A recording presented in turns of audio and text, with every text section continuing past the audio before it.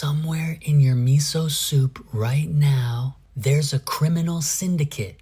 No, not the kind that makes you sick. The ancient, magical kind responsible for everything delicious in Japan.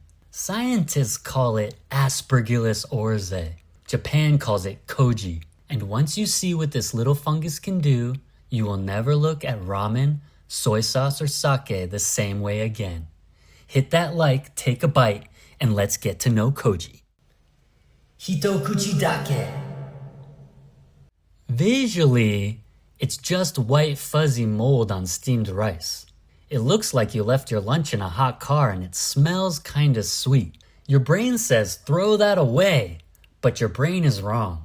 That fuzz is a molecular demolition crew. Koji manufactures enzymes, specifically amylases and proteases. Amylases smash giant tasteless starches into sweet sugars. Proteases tear complex proteins down into amino acids, specifically glutamates, the literal molecule behind umami.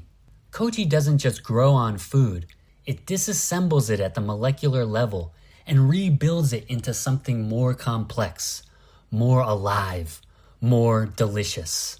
Oishii ne. And here's the part that should short-circuit your brain. Japan figured this out 1,000 years ago. No microscopes, no biolabs, just vibe-checking the rice, monk-level patience, and elite taste buds. One mold, a millennium of mastery. This is where the fermentation really starts. Let's look at koji's criminal portfolio. Miso. Soybeans and salt fermented for anywhere from 3 weeks to 3 years. Koji breaks the proteins into hundreds of flavor compounds, over 1,000 varieties of savory perfection. Every single one starts with koji. Soy sauce. Wheat and soy aged in cedar barrels for up to 2 years. A single drop contains over 300 distinct flavor compounds. You aren't tasting salt when you dip that sushi. You're tasting the output of 1 billion microscopic chemical reactions, compressed into one drop. Sake, the absolute madman of brewing. While beer converts starch to sugar first, then ferments, sake does both simultaneously in the same vessel at the same time. Scientists call it multiple parallel fermentation, and it's one of the most technically complex brewing processes on the planet. And it starts with koji rice. Also in the portfolio, mirin, amazake, shiokoji, rice vinegar.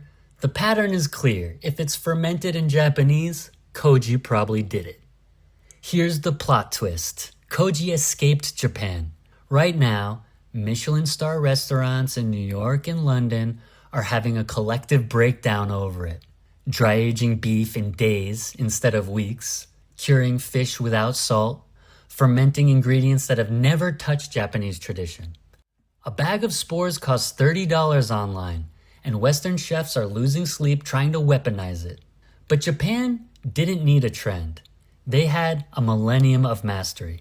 One mold, one enzyme toolkit, the source of umami itself.